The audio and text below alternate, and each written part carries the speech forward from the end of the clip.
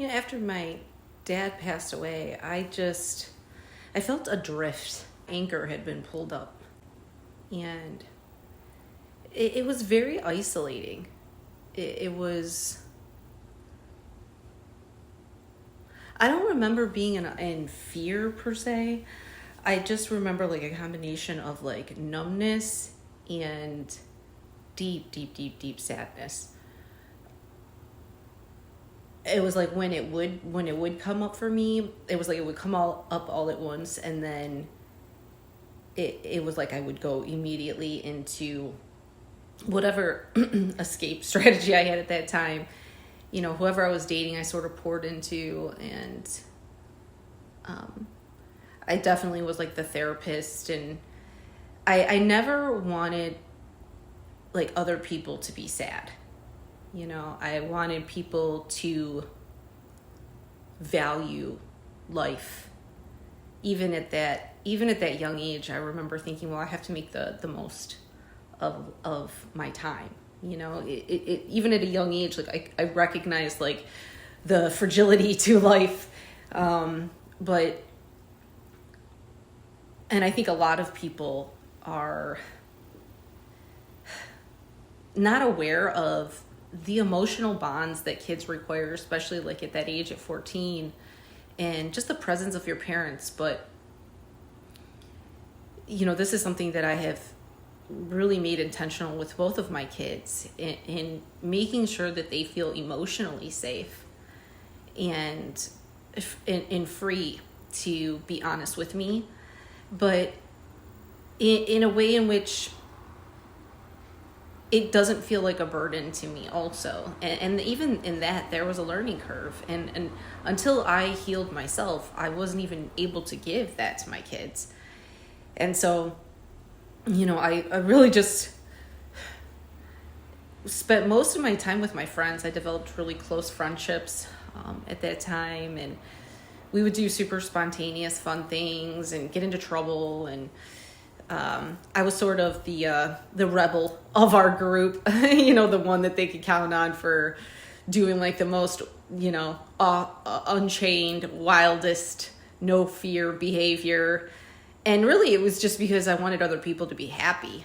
And it was, in a way, it was codependency, because it was a way for me to feel happy. It was odd though, because I also sort of embrace this like, well, I'm free floating out here, so I'll just do whatever I want. There was no structure, no discipline. I was in relationships. It's like I never just dated. I didn't even understand what that meant at that time, to just date somebody or, to be courted. It was like anytime I would start dating someone, they would want to be in a relationship with me, or they would just kind of hold on to me. And I recognize now that had a lot to do with being like an overgiver. Around 18, I went to visit my sister. She had started working in this strip club. I'd only been in a strip club maybe once or twice before that. And the manager there was like, you have a sister? Joe. His name was Joe. He convinced me to do a set or whatever. And strip clubs weren't like they are now. Like there was still a lot of performance and costume. And I was just like, I remember thinking that, the dancers that were the age that I am now are just a little bit younger, were like my heroes. Like I thought they were the baddest bitches. And, but they really were at the time. Everything was, it really was more about entertaining, the featured dancers, and there was a whole show, a whole performance that, they would put on. And, there was a lot of athletic ability, and even still now to this day is, it's not an easy job. It is not an easy job. And of course the money, you can't beat the money. There was, at that age, there's just no perspective as to what the dangers are and the type of people that you're around. And the thing is like, you can't teach that to an 18-year-old. You really can't. You know, that's part of life experience to understand, especially now. And see people that take a very judgmental approach to people that are, you know, in the corn industry or in, you know, dancing and in that industry. You know, it's not effective to persecute them, to judge them. It is a forms of having them open and inspired to see themselves as capable of more. You have to form somewhat of a relationship to be able to have them trust you and respect you enough where you're setting a standard for them, but not from like a judgmental point of view. And it's because they're making very good money. Environment for most, at least for me at that age, and even I obviously, you know, strip clubs and stuff like that have changed quite a bit since then. But at that time, you know, it was a very fun environment. It was like a party every weekend that you were a part of, and you were, you know, depending on how good you were a crucial part of.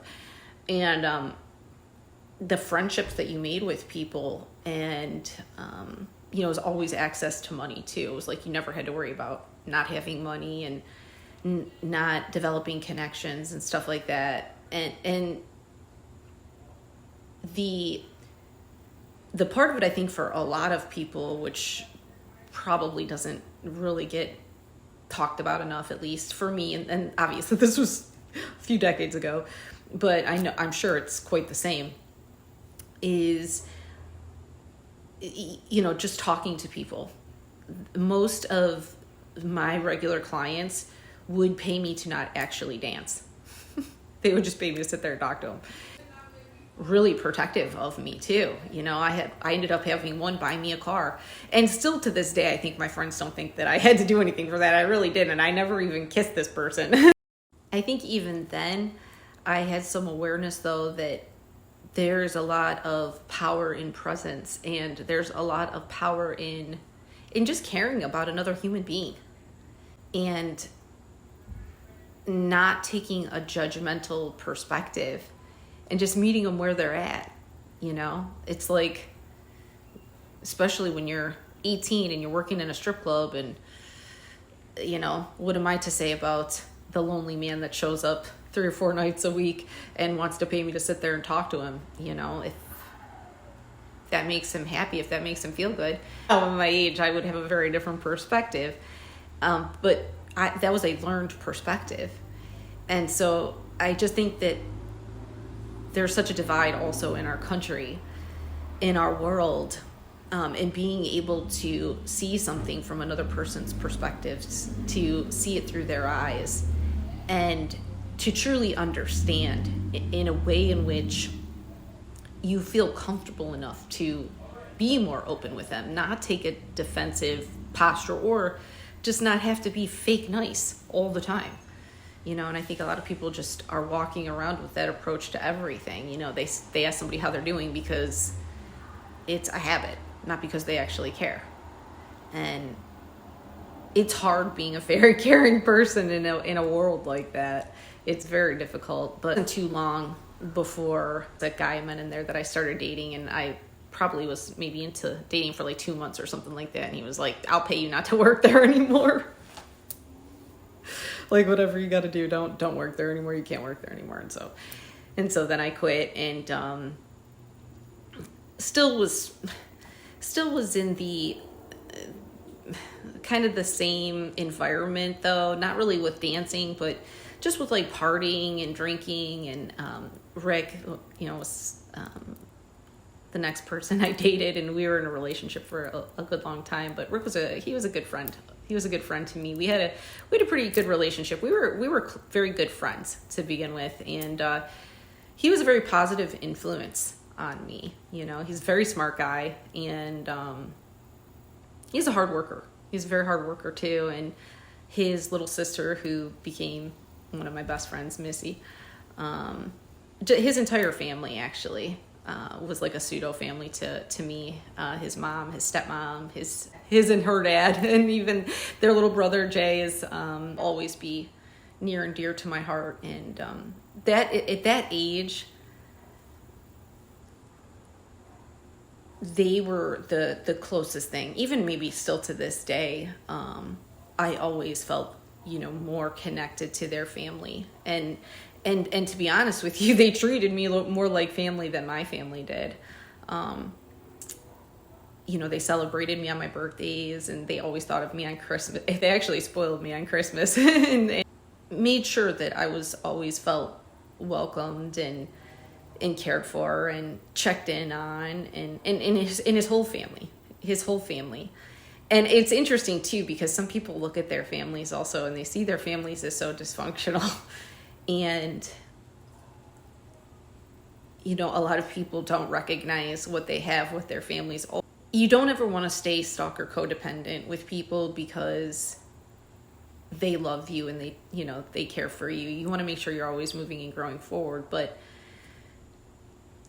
I just will be forever grateful for the love and the kindness that the whole Sutton family showed me. Obviously, Missy will always be a sister to me, and we've had our falling outs, and Rick and I had a pretty tumultuous first separation. We were separated for a little bit, and then we got back together for a little bit, and then he went through some issues with addiction and was in California for a while, and then came back, and I was so grateful that he was going to be a survivor of his story. And a dear friend of ours, Todd, his best friend, actually had passed away, and his family sort of intervened and really begged him to come back home to Ohio. And that was just such a huge time of loss and addictions, and we were losing people within my friendship circle, people that were in my life for many years.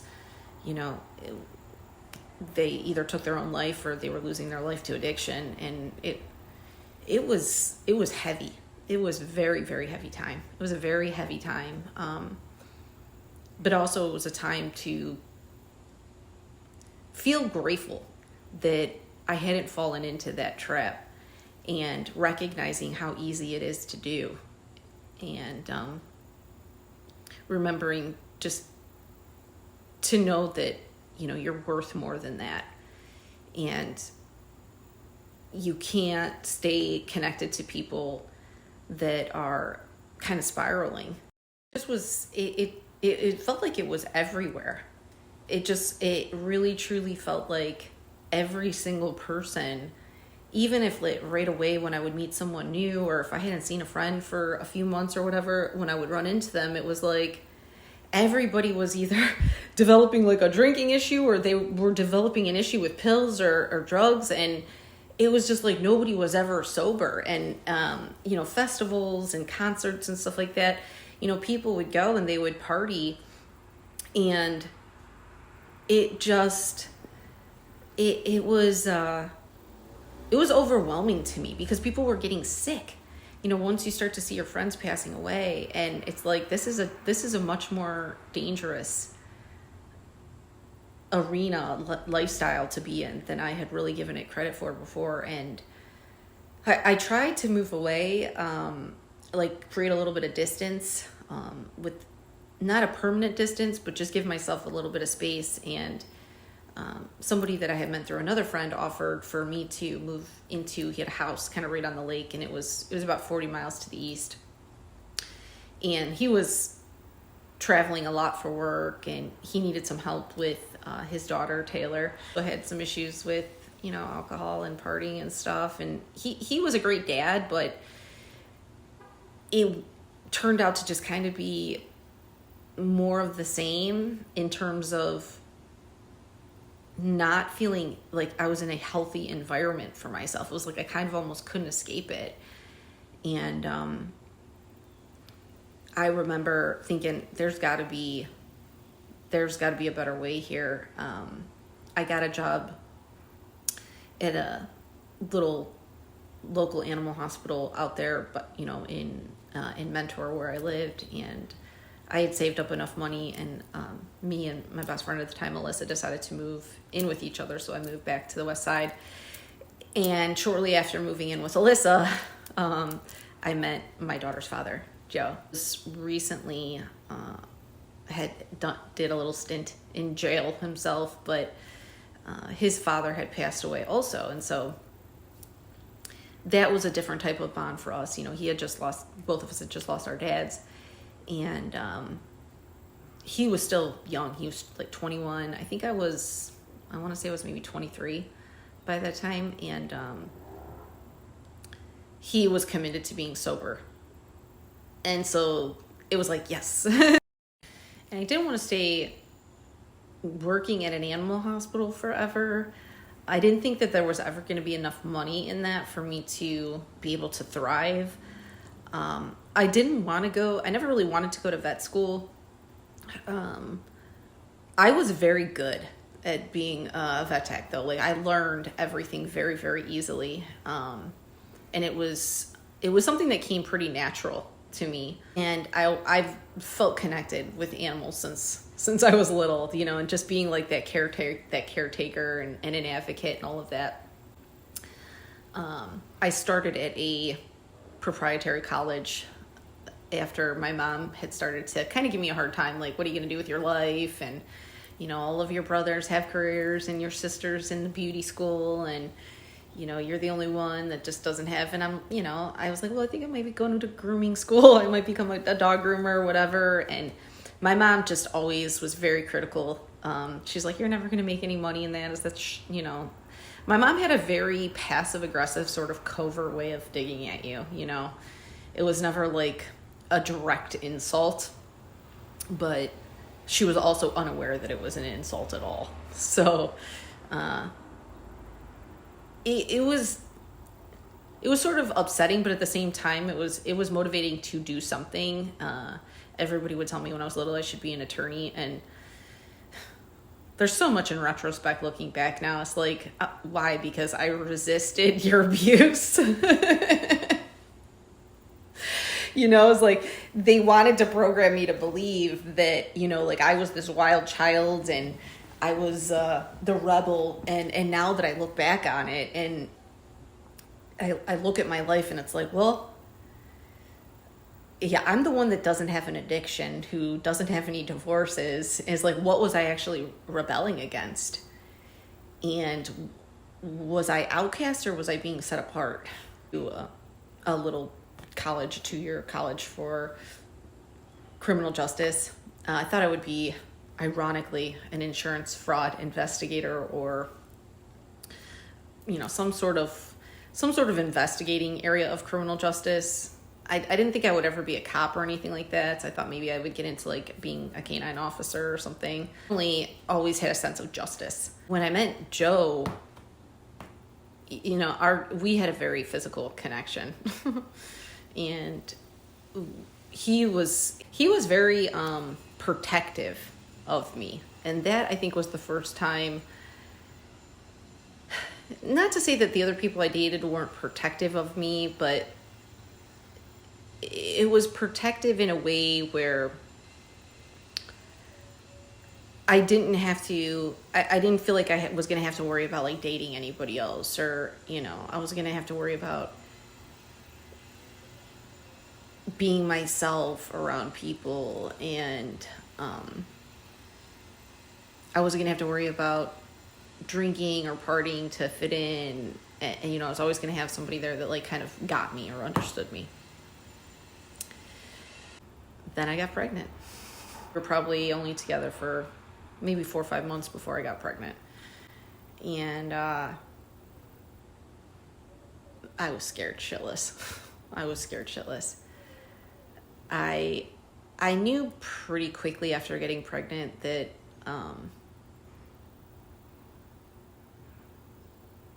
things were going to change. He was excited about it, but I could tell there was like this very unnerving energy between the two of us, is the best I can describe it. And I think he felt the level of pressure that he hadn't felt before. And of course, until you're actually in that moment, you really don't know what that pressure is going to be like, especially because I started getting sick just like I did with my son. Bad. The second time with my son was way worse than it was with my daughter, but I still was pretty sick. But my polyhydramnios was way worse with my daughter. Intuitive feelings pretty early on. I even remember saying to Alyssa, my best friend at the time, that if I had a girl, I don't know why, but I felt like it was going to be just me and her. Like the weirdest thing. She's like, why are you saying that? I was like, I don't know. It's just, I don't know. I don't know. I obviously didn't have as much of an awareness about my intuition.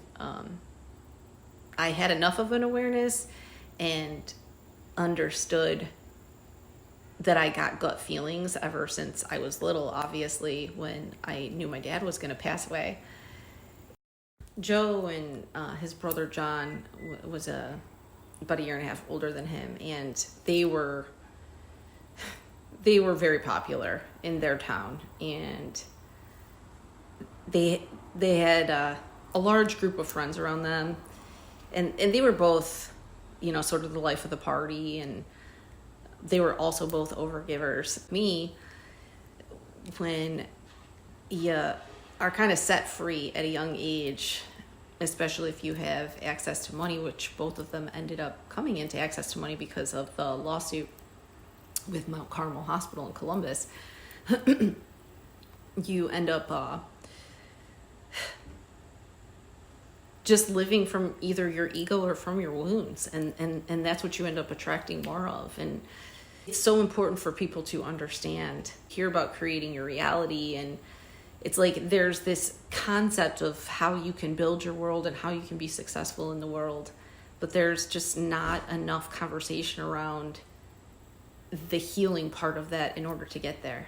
You jump right into the law of attraction or manifesting or whatever it is without doing the healing first and have that be successful. And unfortunately, because most of our culture, at least here in America, set up marketing schemes and pyramid schemes, which are really not designed for people to be successful at, unless you're a great schemer. If you do have a victim mentality, if you do have wounds, you are going to be a part of their profit.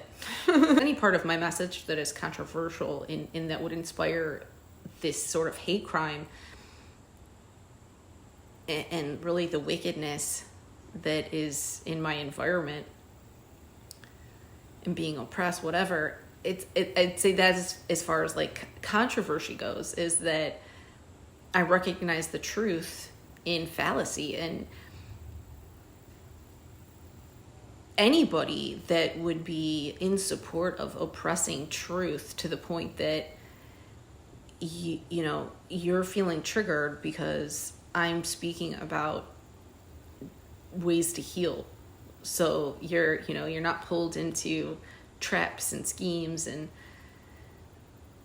it's not just about that, though. It's about truly understanding, being their customer. It's about helping people heal so that they can be successful in creating from a place of purpose and a place from building their abundance from the inside out, and teaching people the truth around abundance and what that really means, and not waiting until you're in your 40s or 50s to understand why money never turns into wealth for you. Or if it does turn into wealth, it's built upon lies or scams or schemes, nothing that is foundationally sound that you can truly be proud of. And that's the thing too, is like most of these schemes or scams that are running in our world right now, and there are quite a bit of them, it's actually astonishing. It can be overwhelming if you look at it for too long, especially knowing now. It's like, if this is like gracing me, that's why I say I'm ground zero, is because it shouldn't even be in my reality, aligned to the energy. You understand that, you know what I mean? But it's like I would be the last person that would even have to have this awareness unless there was a reason for me to have the awareness of what's happening in the world around. I want to say like the narcissistic codependent template, the blueprint of a trauma bond, is what is the driving force in our culture as far as like building upon. in not just in relationships, but in politics, in worship and religion and spirituality and business. And the thing is even for the people that are a part of it, I can still give them grace and mercy to know that they also didn't know what they didn't know. Massive opportunity for character building and for integrity and truth in our world. And the thing is you have to be somewhat open to whatever your opposition is, learning and healing. You have to give them an opportunity also to learn. Give them the option to want to learn from you, because the more people that embrace a lifestyle of healing, of self-actualizing, of truth and integrity, the more successful we all are. And there's so many people that are just not even in the right place in life. They're not in the right relationship. They're not in the right job. But it does very much feel like goal has been to, instead of learning from the people that can teach these people a better way, they want to embrace the easier way. That's why they want to, automate everything. They want to turn what is artificial and give it the appearance of being sacred. Like, sort of take the creativity and turn it into something that is automated. And it's going to create truly a society of zombies. Example. I'm the example. And you don't need more than one example. You can get more than one example, and I'm sure that there is, but what are they doing right now to try to at least even be heard? When you think about the fact of the lengths that they're going to even silence the actual creatives, how many other people are like this right now? Like, how many other women have they done this to? How many other men have they done this to? That's something that really needs to be looked into beyond my story, and I'm hoping that will be a part of my continued purpose in this world, and to also combine forces with other people that are interested in understanding that, and making sure that creatives and leaders and people that understand the value in integrity and truth and compassion and want to protect humanity, essentially. Sharing my testimony in a way in which probably not as cool as writing a book or a screenplay, or in some kind of more polished way that I would have hoped to maybe do in the future. I'm not living for my will. I'm living for God's will. And so if this is how God has called me to use my light on this situation, and it shines a light onto other people that are going through the same thing, then so be it.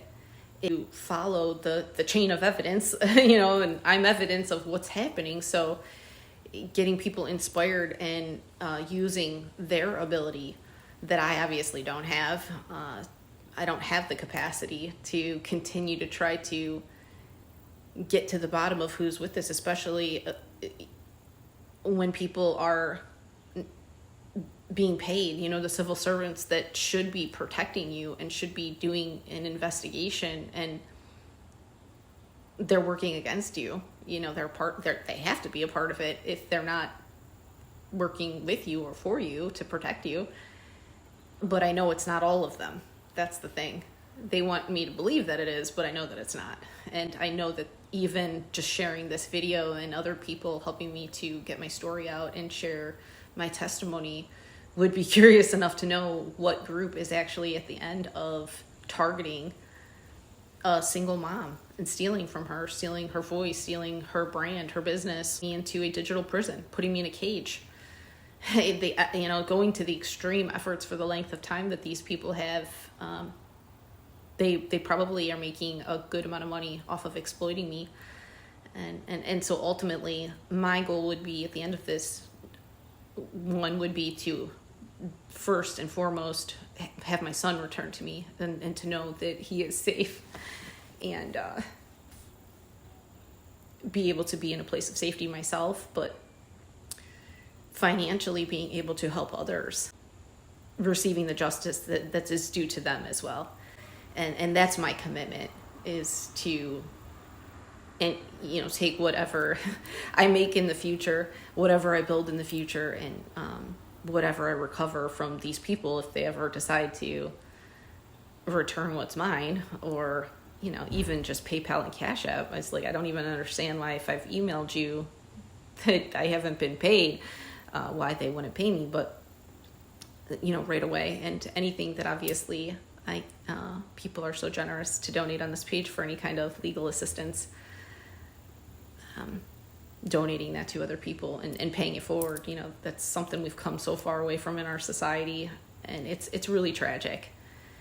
It's really tragic, because that is the only way. You know, you can keep talking about it around and around and around and around in circles, but at the same time, it's like, that's not doing anything to solve the overall problem that we have. And the overall problem is just people sticking with their creativity and not, you know, selling out, and also healing themselves. You know, it's not about recognizing red flags in other people.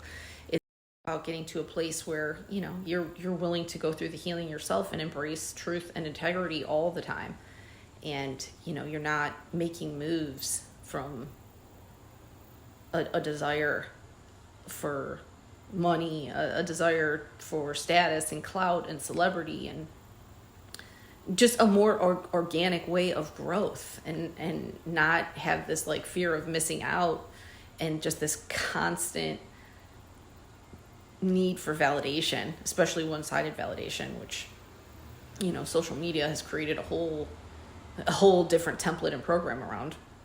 But the more people that break free of that, if you want to call it the matrix, you can, but, you know, we're all in this world for a reason, and it's so that we can have a human experience.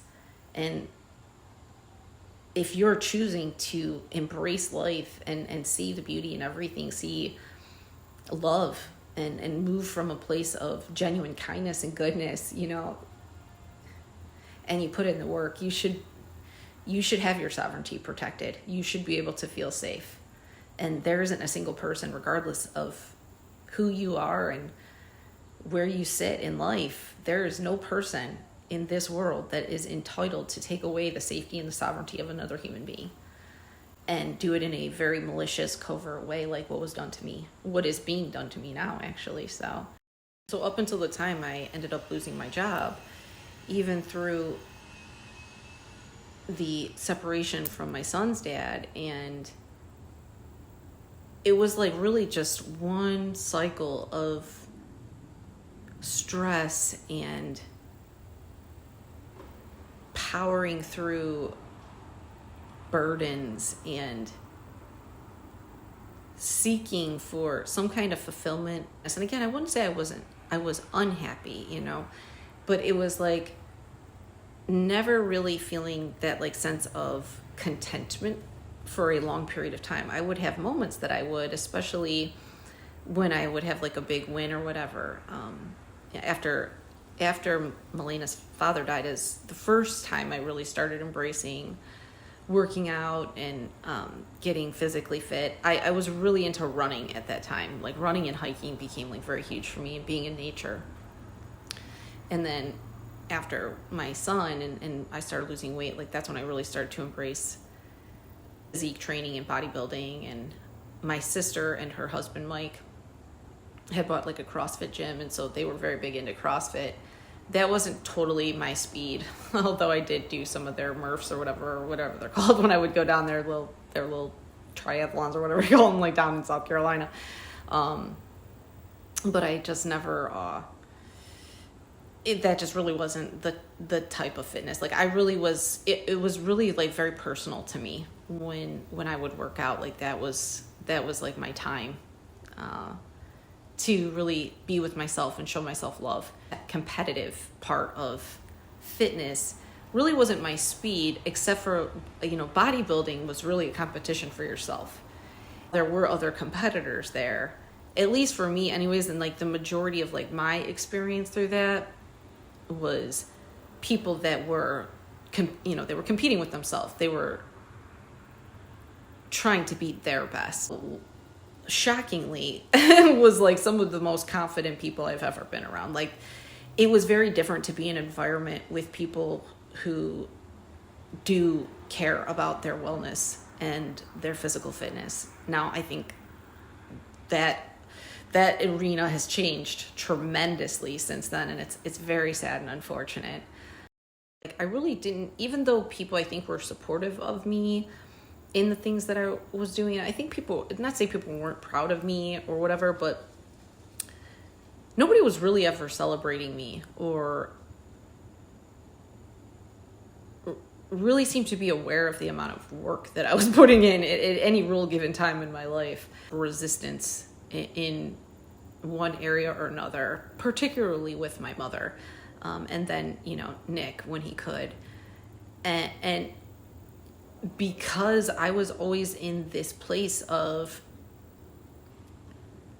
just ignoring it and not confronting, what people were doing that was hurting me or not seeing me, it was more of like an avoidance, it was more of an avoidance for me.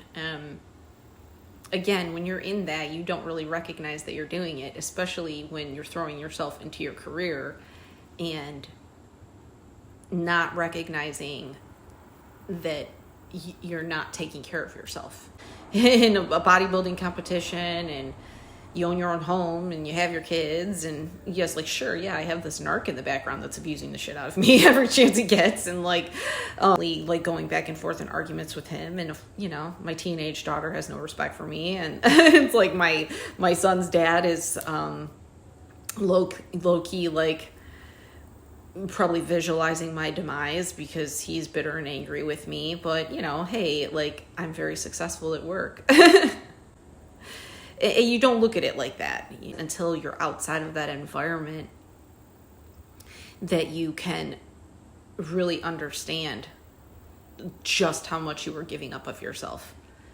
And it's very much not recognized enough that how much work it takes for a codependent to truly heal. But depending on how old you are, what you have been through in your life, and how much trauma you've gone through and powered through. The person that had to power through all that and never really had a chance to take a look at it, and also never really had anybody that could kind of see you through that, be like a source of truth for you. It's a lot of work. It's a lot of work to heal. It was definitely a sense of frustration when I would be speaking to people about what my intentions were after I lost my job, and my desire to heal and change my life and kind of rediscover my identity. And I just felt like nobody, I don't want to say nobody, but the vast majority of people that were in my life at that time, they didn't really appreciate, nor could they even appreciate the real transformational period that I knew that I was going to be going through, and that I was intentionally going to embrace. But again, like, they don't have that ability, and I think that's one of the things that I love to be able to shine a light on for people, so that they can better understand moving strongholds and breaking chains and breaking generational curses and anchoring for them, because it can feel very traumatic to people when you have to heal and you have to move forward, and depending on like what you were carrying, what you were shouldering for other people in your life, you might have people put up a pretty big fight, and feel very triggered by that if you have a lot of unhealed people around you. And the fortunate part is that depending on how intrusive and volatile they get with you moving forward in your life, you're kind of walking that line also in going no contact completely and setting up very firm boundaries where they have no access whatsoever. And I don't think anybody who's a recovered codependent wants to do that. I think that's the hardest part of the people on the other side. Like, they don't really value how difficult that is for us as well. You're being called to heal, and God is giving you that opportunity, and you have been through as much as I have in my life. For me, for people not to really support me through that, not just support me, but validate and honor me through that, and recognize the work that I was putting in, especially if they got very triggered by that. My relationship with my best friend that I had most of my life growing up, she suffered from a lot of anxiety and depression off and on. She struggled with her physical well-being. And not that you don't love the people that were in your life at one point, but you really recognize that what a stronghold is when people want to impose this like anger onto you, or want to like hold your healing against you, like you're doing something to hurt them by healing, and it's because they're choosing not to. And I never in a million years would have thought that any of those people would be tempted to be a part of a hate crime against me and know who all is involved. I have a pretty good sense that there are some people in my past that might be, because there were definitely people that were unhappy, and it never came from a place of anger though. And most of the time that I did end up disconnecting from people, it wasn't ever with the intention of never reconnecting with them again. It was just allowing. I have to go out of my way to contact you while I'm healing, while I'm going through something. And in my life, I'm looking for people that can be a support for me. Don't have the energy to give, to walk you through a narcissistic relationship you're choosing to stay in. I don't have the strength to, every time we speak, kind of hold your hand through your alcohol addiction, and then some of them would be downright cruel. It's like, if then I did say something, it was like then it was like there was a lot of mockery about what I was doing. Former best friend in particular at one point said, in the middle of a restaurant, like she tried to attack me, and then she tried to like fight my other friend. It was bad. It was bad. And the way to say something about like, oh, you're like a Jesus lover now, or something like that, like very condescending. And that was it for me. People definitely develop this belief of who you are because of what you've tolerated. And in that way, you can't really hold it against them, because we do teach people how to treat us. But when you decide that you're going to change and you're going to rewrite the way that people can treat you, they can choose to treat you with respect and honor that you always deserved, but you settled for less from them because of a stronghold, because of history, because of guilt. For my own selfish reasons, feeling, comfortable, or, feeling like you're being heard even if I wasn't being heard, and, whatever I was convincing myself of. But at time it was like, this is something that this is like, I'm stepping into my destiny here. Like, this is like the most important part of my life. And if people aren't seeing me and the effort that I'm putting in here, there was no way God wasn't going to let me see that. There was no way. And especially going through what I was going through with my mom and my ex, it's like they're financially depleting me through unnecessary court cases. They're causing stress to my little ones, not recognizing the things that I had gone through and the efforts that I was making to change my life, really. And I just got to a point where it's like, I don't have to explain this to you in connection with you, but if keeping a connection with you means I have to continuously re-explain to you where I'm at in my life, or like allow you to feel like you're entitled to get a say-so in the direction my life goes in. But also too, like, these would be the same people that if I ever were to like make the same type of suggestion, even in a kind way, when most of the time it wasn't kind coming from them, then it was like I was the bad guy. So it was like, okay, well, especially once you start healing, if that's a part of who you are, and you recognize within yourself, hey, this really helped me, like I did this and this helped me, you should try this, or this is what I discovered about myself, like this might help you, and they're triggered by that personally, and it's like, well, it's only going to continue to muck up and create more drama and trauma if I'm forcing a connection to stay together here, because it's clear that God is trying to realign me at this time. And that's another really important thing for people to understand. God gives you so much. It becomes even more difficult when they're programmed with a misconception of God or whatever it is that they worship. And instead of being introspective, instead of being self-aware, they will use whatever it is they worship. Like in my case, obviously God and scripture and the Bible and whatever religion people are from. And it's like they weaponize it, they perverse it to fit their narrative. We see this all the time, and I'm even in my own family I've seen this, but I see this all the time in people that never had God a part of their marriages.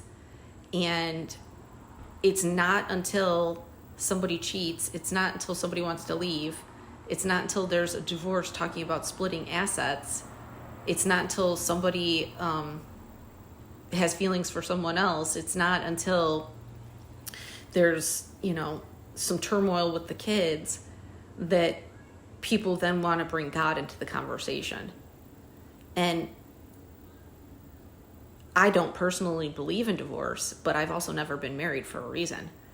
And it's because I respect the covenant of marriage. Well, in our culture and our society should also do so, especially if they want God to be present in their marriage. Because most people have signed a contract, a piece of paper in the world. It's of the world, preventing them from aligning to their true kingdom spouse, their true soulmate. I think a lot of people are not in covenants with God in their marriages, and they make it very obvious. Level of toxicity, and they trick themselves, and it's another form of delusion, another excuse and justification to stay in a toxic situation where you're getting some benefit from being there. And instead of just saying that, you will use God as an excuse, or use your kids, and what you're really projecting onto God, and you're projecting onto your kids, you're projecting onto your family. And for me, especially in my family and the people that I've been around that have stayed in toxic marriages, toxic relationships, and that spreads to your kids, that spreads to your family, that spreads to your friends. And it's really just a complete lack of self-awareness while projecting on everybody around you.